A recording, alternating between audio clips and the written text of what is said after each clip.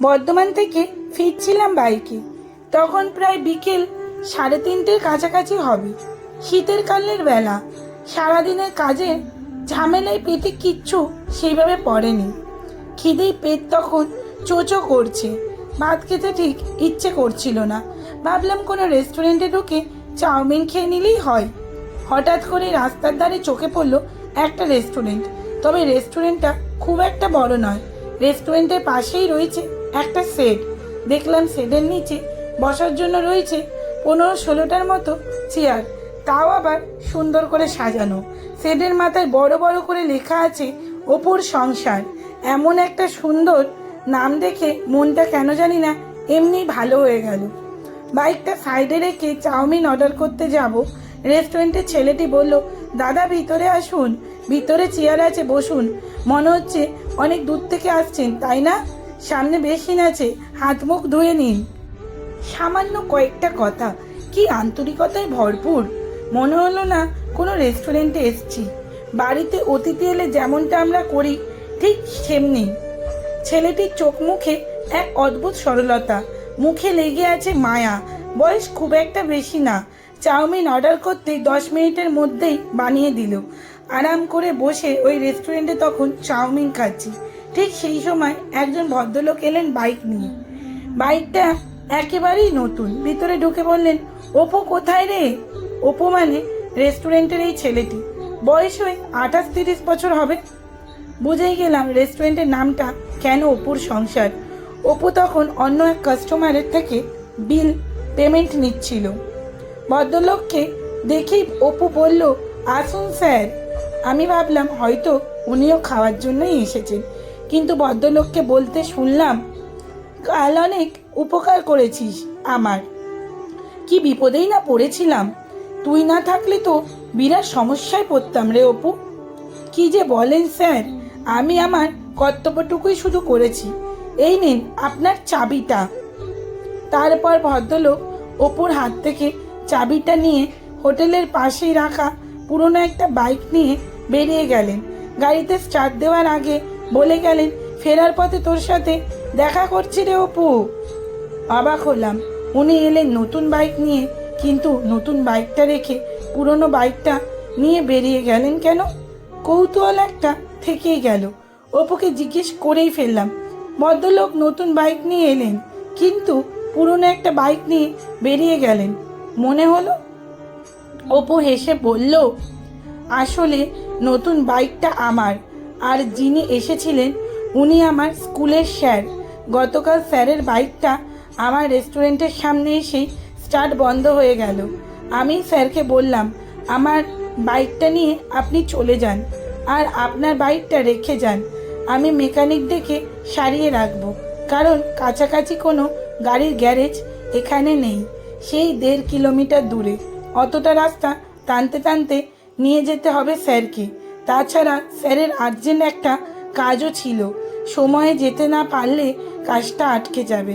তাই আর কি, স্যার আমার বাইকটা নিয়ে গিয়েছিলেন। ভালো লাগলো স্যারের প্রতি অপুর কর্তব্য পরায়ণতা দেখে। আমি বললাম, তোমাদের মতো ছাত্ররাই তো শিক্ষক শিক্ষিকাদের গর্ব। আমার কথা শুনে অপু মৃদু হাসলো। চাউমিন খেতে খেতে ভাব জমালাম অপুর সাথে। জানতে পারলাম ও MA পাস। জিজ্ঞেস করলাম, MA পাস করে তুমি চাকরির চেষ্টা করোনি? চাকরি করতাম একটা, ছেড়ে দিয়েছি। চাকরি অপেক্ষা ব্যবসা করতেই ভালো লাগে বেশি। আমার ইচ্ছে ছিল উচ্চ শিক্ষিত হব, তাই পড়াশোনা করেছি। আর অনেক দিনের ইচ্ছে ব্যবসা করব। সত্যিই তো, শিক্ষিত হয়েছে বলেই চাকরি করতে হবে তার কি মানে আছে? ব্যবসাও করা যায়। শিক্ষা মানুষকে মহৎ করে, উদার করে।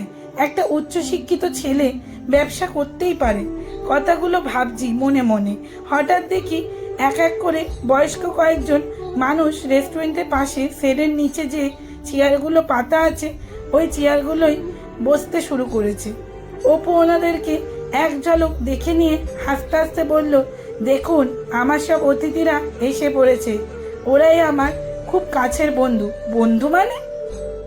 হ্যাঁ, ওনারা আমার বন্ধু। প্রতি রবিবার বিকেলে ওনাদের নিয়ে চায়ের আড্ডা বসে আমার অপুর সংসারে। আমি ওনাদের চা খাওয়ায়, সঙ্গে থাকে বিস্কুট পকোড়া। তারপর এক এক করে সবার গল্প শুনি। এক সপ্তাহে যার যত কথা জমে থাকে সব কথা মন খুলে বলতে পারে আমাকে। অনেকেই আছেন যার ছেলে বৌমা দুজনেই চাকরি করেন, হয়তো সময় দিতে পারে না। কারোর হয়তো একটি মেয়ে, বিয়ে হয়ে গেছে তার, কারোর বা স্বামী নেই, ভীষণ একা অনেকে। সবাই কত কত গল্প বলে, মাঝে মাঝে গানের লড়াইও চলে। ঘন্টা দুয়েক সময় যে কিভাবে কেটে যায় সেটা বলে বোঝাতে পারবো না। এই আড্ডায় নামই দিয়েছি অপুর সংসার। সপ্তাহের এই রবিবারটার জন্য আমি অপেক্ষা করে থাকি। চাউমিন খেতে খেতে কখন যে খাওয়া থেমে গেছে বুঝতেই পারিনি। এই অভিনব উদ্যোগ শুনে আমি অপুর দিকে হাঁ করে তাকিয়ে আছি। মনে মনে ভাবছি, দারুণ ব্যাপার তো। এরকম একটা ভালো কাজ করার পিছনে সত্যি একটা উদার মন লাগে। আমার নীরবতা লক্ষ্য করে অপু বলল, জানেন তো, আমি ছোট থেকে মামার বাড়িতে মানুষ। বাবা মাকে হারিয়েছি অনেক ছোটবেলায় একটা অ্যাক্সিডেন্টে। আমার মা বাবা দুজনেই মারা যান। মামা মামি আমাকে ভীষণ ভালোবাসতো, ওদের কাছেই আমার বড় হয়ে ওঠা। মামার এক মেয়ের বিয়ে হয়ে গেছে, মেয়ে বিদেশে থাকে এখন। মেয়ের বিয়ের মাস সাতেক পরে একদিন মামার হার্ট অ্যাটাক করলো। 7 দিন হসপিটালে ভর্তি ছিল, বাঁচাতে পারলাম না, মামাও মারা গেল। আমি তখন শিলিগুড়িতে একটা প্রাইভেট জব করছিলাম। দেখলাম মামা মারা যাওয়ার পর মামিও খুব একা। আমি প্রতিদিন 2বার করে কল করতাম, খোঁজ নিতাম, তবুও মামি যেন আরও একা হয়ে পড়ল। আমি চাকরি ছেড়ে আসতে পারতাম না সব সময়। মামি বলতো, কথা বলার একটা মানুষও আমার সাথে নেই, জানি না কি করে বাঁচবো। তারপর বছর দেড়েকের মাথায় মামিও চলে গেল। বুঝলাম মানুষের জন্যই মানুষকে প্রয়োজন। টাকা পয়সা বাড়ি গাড়ি কিচ্ছু নয়, চাই মানুষের সান্নিধ্য, মানুষের ভালোবাসা। মামা মামি আমার জন্য যা করেছে আমি তার কিছুই দিতে পারিনি। চাকরি ছেড়ে চলে এলাম, এখানে এসে ব্যবসা শুরু করেছি। আর এই মানুষগুলোর জন্য সপ্তাহের একটা দিন রেখেছি। ওদের সাথে সময় কাটাই রবিবারটা, মনের কথা শুনি, গল্প করি, ওরাও বাঁচার রসদ পায়।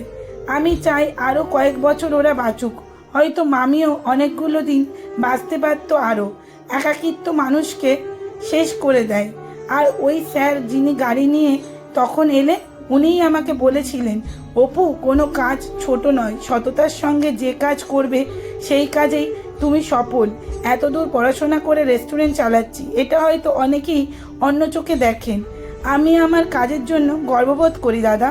যদি এর দ্বারা ভালো কিছু করতে পারি তাহলেই আমি সার্থক। সত্যিই তো, এমন মানসিকতা কতজনের থাকে। কয়েকটা সার্টিফিকেট শুধু মাত্র ডিগ্রির একটা বোঝা মাত্র, তাতে হয়তো ভালো চাকরি মেলে, কিন্তু উচ্চ শিক্ষিত হয়ে প্রকৃত শিক্ষায় কতজন আর শিক্ষিত হতে পারে? প্রকৃত শিক্ষা থাকে তার চিন্তায়, তার মানসিকতায়। ছেলেটির এমন ভাবনাকে স্যালুট না জানিয়ে পারলাম না। এরকম আলো অনেক অপুর সংসার গড়ে উঠুক, এরকম হাজার হাজার অপু জন্ম নিক। শেষ বয়সে এসে মানুষ এভাবেই যেন অপুর মতো মানুষদের খুঁজে পেতে পারে, তাহলে আরও কয়েকটা দিন বেঁচে থাকার রসদ পাবে এমন অপুদের সংসারে। সমাপ্ত। কলমে সরজিৎ ঘোষ। লেখাটি কেমন লাগলো অবশ্যই জানাবে। লেখাটি যদি ভালো লেগে থাকে তাহলে লাইক ও শেয়ার করার অনুরোধ রইল আপনাদের কাছে। আর হ্যাঁ, আপনাদের মূল্যবান মতামতটি কমেন্টে জানাতে কিন্তু একদম ভুলবেন না। আপনাদের এই একটি কমেন্ট আমাকে ভিডিও পাঠ করতে আরও উৎসাহিত করে। ধন্যবাদ। সবসময় পেজটি ফলো রাখুন।